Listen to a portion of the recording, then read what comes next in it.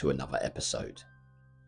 Today, we are travelling to the heart of Norfolk to explore a site where the veil between the past and the present is notoriously thin. We're talking about Gressenhall Farm and Workhouse. Today, it is celebrated as a museum.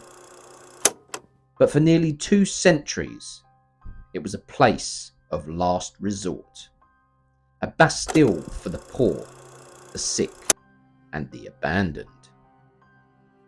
Today, we aren't just looking at the architecture. We are looking at the spirits left behind by a system designed to break the human soul. To understand the hauntings of Gressenhall, we have to look at the ground itself. Built in 1777 as a house of industry, Gressenhall was part of a movement to manage the pauper problem before the Victorian New Law of 1834. Gressenhall was already operating on a grim philosophy, which made the workhouse so unpleasant that only those truly desperate would enter. The history of death here began almost immediately. In the late 18th century, the facility was plagued by outbreaks of putrid fever and smallpox. Because the inmates were so malnourished and living in cramped conditions, these diseases tore through the wards. Records from the 1780s show a staggering mortality rate, particularly among children. Visitors in the older wings of the building frequently report the smell of sickness, a medical scent that appears in rooms with no modern explanation. Paranormal investigators believe this is a residual haunting, a scar left behind by the hundreds who died in those very rooms. In 1834, the law changed, and Gressenhall became a formal union workhouse. This is where the terrible stories truly escalate. Upon entry to the workhouse, families were forcibly separated. Husbands were taken from their wives, and the children were taken from their mothers. They were stripped, scrubbed with cold water, and forced into coarse uniforms. One of the most persistent ghosts at Gressenhall involves that of a woman who was separated from her young son as they entered the workhouse. This was back in the 1850s, but unfortunately, the little boy died of pneumonia just weeks after their arrival. Because of the strict rules at the workhouse, the young boy's mother wasn't told of his death until days later. It is said that her grief was so profound it physically manifested. Staff today report hearing the sound of a woman sobbing unconditionally in the corridors near the old laundry, where the female inmates spent up to 14 hours a day in grueling labour. There was a pitch black, tiny stone room called the refractory cell. This cell was used for those that didn't follow the rules. Back in the 1870s, a man was reportedly locked in this cell for insubordination. Whilst he was in this cell, he had a paranormal experience of his own. It is said that when the guards opened the door the next morning, he was found cowering in the corner of the cell, his hair allegedly having turning white. This was due to pure fright. He claimed that something that was not human was in the cell with him in the dark. Today, paranormal investigators that set up motion sensors in that area are known to trigger when no one is there. Okay, I wouldn't normally interrupt a video like this, but the door to my studio has physically just opened on its own. I'm not too sure what to make of that. Anyway, back to the episode. For me personally, the darkest factual chapter of Gressenhall involves the treatment of the mentally ill. Before modern psychiatry, those with dementia, epilepsy, or learning disabilities were labelled as imbeciles. They were locked in specific wards. Historical records mention a man named William, who was confined to the wards in the late 19th century. He was known to pace the corridors, day in, day out. He died alone in his bed, one of thousands buried in unmarked pauper graves. These graves are on the site of Gressenhall. Back in 2012, a group of paranormal researchers were investigating the old infirmary. They reported seeing a shadowy figure matching William's description walking through a wall where a door used to be. Their description of William was that he looked tall, very gaunt, and he was dressed in a workhouse uniform. If you walk the grounds of Gressenhall today, you will see beautiful orchards. But beneath these fields lie the remains of those who the world forgot. For over a century, if a person died at Gressenhall and had no family that claimed them, they were buried in the workhouse cemetery in an unmarked grave. In the early 1900s, it was noted that the graves were so shallow that heavy rains would sometimes disturb the earth. The indignity followed these people even in death. One of the most famous sightings is that of a young girl. Aged around 7, she is seen wandering near the orchard. She is described as looking lost, wearing a tattered pinafore. Unlike the more frightening shadows in the building, she appears peaceful, but profoundly sad. It is believed she is one of the many children buried in the unmarked plots. Searching for the parents she was separated from at the gatehouse, I've dug deep into the burial records of Gressenhall, and while the exact totals are hard to pin down because early records were often incomplete or lost, surviving parish and union records held at the Norfolk Record Office and on site at Gressenhall paint a devastating picture. From its opening in 1777 until its final day as a workhouse. So the burial registers from the 1800s to the 1900s seem to be the most complete. They list names, ages, and causes of death.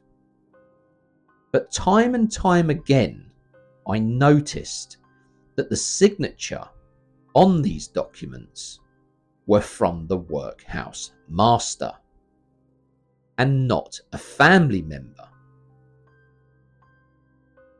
This is horrible, to think of such a time where your life had completely fell apart and you needed to resort to a workhouse. Just take a moment to feel grateful that times have changed and we can get that help if we need it, and not have to resort to a workhouse scenario where you were put through grueling tasks for over 14 hours a day. So Gressenhall has an awful child mortality rate. In the decade between 1840 and 1850, the records show that 42% of all the burials were under the age of 10. The causes of death listed range from malnutrition, convulsions, and smallpox. The question is, where did they bury all these bodies? Well, for decades, the exact location of the cemetery was unknown. When the site was developed into a museum in the late 20th century, archaeological surveys were conducted, and they confirmed that the land currently used as an orchard and a storage yard sits directly above the burial ground. The graves were dug in rows, often only 3 feet deep, and multiple bodies were sometimes entered in the same plot. This was to save Gressenhall space and expense. Mediums and paranormal investigators who visit the site often report feeling overwhelming waves of fatigue or sadness, specifically when standing in the orchard. This aligns with the physical reality that the ground holds so many bodies stacked close together. The little girl in the pinafore we mentioned earlier. There are over 400 entries for girls aged 5 to 10 in the registers. She could be any one of them, or a composite spirit representing them all. So I think it's time to talk about some of the objects that are held at Gressenhall. Staff members have their own collection of stories regarding specific pieces that seem to defy explanation. One of those is the restraint chair. This is factual history. This is not a prop. It is an original piece from the late 19th century, used in the imbecile wards we discussed earlier. It was constructed with heavy oak and iron straps. It was used to restrain people with mental health. These mental health patients could become violent or destructive. Historical notes show it was used to keep patients still during force feeding or medical examinations. This is horrendous. They still have this chair at Gressenhall. And the memories and the energy that this must hold is incredible. This chair is widely considered the most active item in the museum. Even staff members refuse to clean this chair alone. Reports include visitors feeling sudden tightness around their wrists or ankles when standing near it, as if an invisible force is placing straps around their wrists and ankles. Also, security cameras have captured what appears to be a faint mist forming directly above the seat, even when the room is empty and temperature controlled. One cleaner reported hearing a deep guttural sigh coming from the corner where it is displayed, despite the room being otherwise empty. There is also hauntings attached to other objects within the museum, such as the children's uniforms. On display are several original linen shifts and pinafores, identical to the ones described in our story of the Wandering Girl. These were made from the coarsest material available, which was designed to be very uncomfortable. The records show these were issued immediately upon entry to the workhouse, stripping away the child's previous identity. These uniforms were very identifiable. There is a specific display case holding a small girl's dress. Staff have reported that on cold nights, the figure of a small child is sometimes seen standing in front of the case, as if looking at herself. The fabric itself, over 150 years old, has been known to feel damp to the touch, despite being kept in a dry, climate-controlled cabinet. Some believe this is a residual memory of the children being forced to wash in freezing water, or working outside in the rain. I'm going to tell you about one more object within the museum that holds a haunted energy. This would be the journal of the master of the workhouse. This leather-bound book contains the daily logs written by the workhouse master at the height of the Victorian era. It details punishments, food rations, admissions, and deaths. It is primarily historical document, but it makes for grim reading. Entry after entry includes phrases like punished for stealing bread, refused work, placed in dark cell, or died in the morning. No relatives to inform. If you would like to join us at our next ghost hunt this spooky season on the 7th of November 2026, head on over to our website at www.searchintothe-supernatural.co.uk. You can book your tickets there. For the few people that have been fortunate enough to handle this very journal, they report that it feels unusually heavy, especially for its size and material. Some have claimed that when reading the pages describing deaths or severe punishment, the temperature in the room seems to drop. There is also a persistent rumour that the handwriting seems to become darker or sharper when photographed, though this has never been scientifically proven. And there you have it.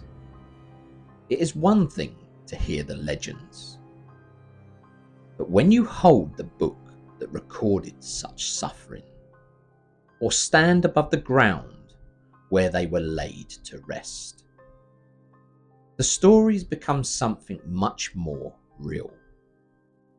Whether you believe these objects hold spirits or simply hold the memory of human cruelty, they stand as a reminder that the history of Gressenhall is written not just in stone, but in the lives of those who pass through its doors. That's all for today's episode, guys. Until next time, stay spooky, and I'll see you on the next one.